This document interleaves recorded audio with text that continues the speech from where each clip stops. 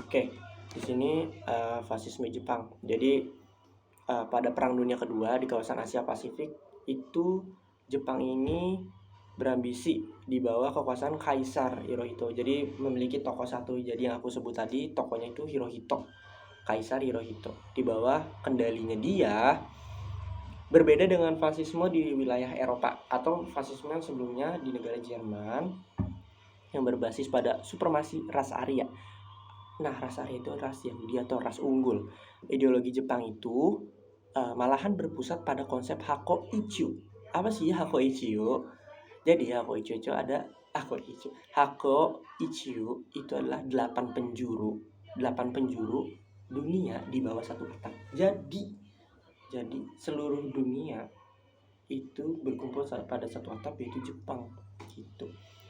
Nah, secara penjelasannya itu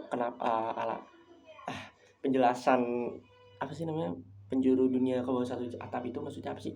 Jadi penjelasan itu teologis dan politik itu memposisikan si Jepang ini sebagai pemimpin yang ditakdirkan untuk menyatukan sebuah Asia.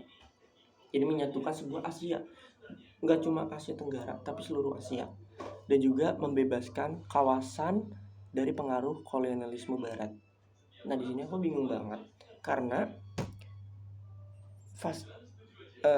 aku belum bisa nyimpulin fasisme sama kolonialisme karena mereka ini sama gitu, hampir sama gitu, dan jujur aku gak ngerti banget tuh. Oke, lanjut aja lah ya. Oke, fasisme. Nah, di sini tuh fasisme Jepang ini dia ingin menguasai wilayah Asia. Jadi dia memposisikan dirinya itu adalah yang ditakdirkan oleh dewa untuk menjadi satu. Untuk menjadi satu payung. Jadi payungnya dia ini maksudnya adalah satu titik dia ini sebagai negara Jepang untuk menguasai Asia, antara Asia Tenggara atau Asia lainnya gitu. Nah, dia ini juga membuat doktrin, di mana doktrin negara itu rezim doktrinnya itu. Jadi ketika dia contoh aja nih ya, dia masuk ke negara Indonesia yang sebelumnya dikuasai oleh negara Belanda, yaitu dia masuk dengan doktrin ke seluruh rakyat kalau dia ini adalah nah itu balik lagi ke tadi, adalah yang udah diutus untuk menyatukan negara Asia. Dia adalah pelindung Asia, ya, pelindung Asia.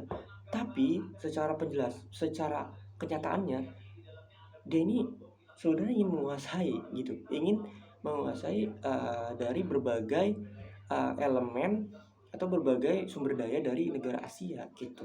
Jadi dengan iming-iming, dengan cara omong-omongan dia tuh pengen nguasain negara Asia, yaitu dengan doktrinnya dia. Jadi doktrinnya ke masyarakat Indonesia kalau dia ini pengen nyelamatin negara Asia atau negara Indonesia dari penjajahan negara Barat gitu. Itu salah satunya fasismenya tuh. Kalau buku jerawat itu masih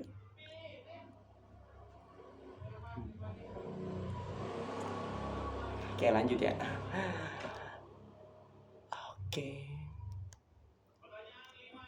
Oke, jadi Jepang akhirnya menguasailah tuh negara-negara Asia.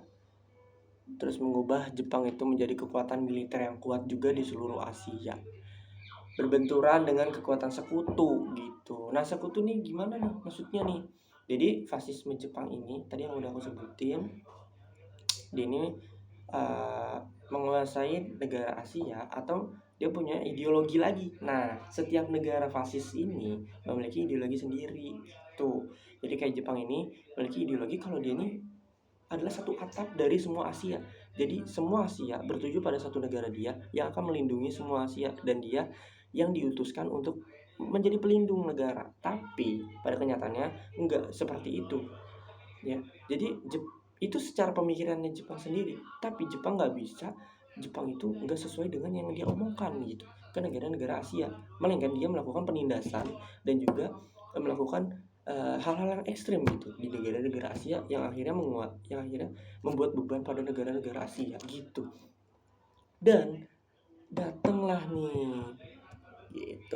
negara sekutu yang nggak terima kalau misalnya ini kok mirip banget kayak negara di Eropa itu Jerman, tapi bedanya dia di Asia. Nah akhirnya itu yang membuat Amerika perang juga sama Jepang, yang ya ngeberantas hal-hal fasisme itu nggak boleh gitu, sama aja kayak rasis gitu loh. Dan jujur aja itu juga rasis sih sebenarnya gitu. Oke, lanjut nih, alasan Jepang untuk menguasai Asia. Yang pertama, kebutuhan sumber daya alam atau SDA. Aku langsung aja ya. Terus embargo ekonomi. Jadi tahun 1941 ini itu ada embargo dari Amerika Serikat, di mana memberlakukan minyak atau aset-aset dari negara Jepang yang protes pada agresi militer Jepang Tiongkok. Jadi sebelum negara Indonesia, dia udah menguasai Tiongkok. Nah, Tiongkok ini yang paling lama ya dikuasain sama Jepang. Nah, di sini Amerika tuh nggak terima gitu. Akhirnya dia membuat embargo pada minyak, dan ini akhirnya membuat embargo ekonomi atau krisis ekonomi di Jepang gitu. Lanjutnya ada ideologi Hakoicho yang tadi aku bilang, itu memposisikan dirinya sebagai lingkungan kemakmuran bersama Asia Timur. Jadi dia melakukan menganggap dirinya adalah utusan yang akan menyelamatkan Asia dari negara Barat. Padahal dia yang mau menguasai gitu. Yang terakhir ada ambisi militer. Jadi militer Jepang ini memiliki pengaruh yang sangat dominan ke pemerintahan. Mereka juga memandang yang diakui sebagai kekuatan dari dunia setara dengan bangsa Barat gitu. Jadi militernya dia itu benar-benar dikuatin banget sampai sebagai pemimpin yang dominan gitu di Asia. Itu dia benar-benar ingin menguasai Asia gitu. Tapi itu aku bingung ya, karena enggak bingung sih. Enggak. Jadi setelah Jepang pergi, itu Belanda masuk lagi sebenarnya. Jadi itulah. Oke, lanjut ke fasisme Italia di video selanjutnya.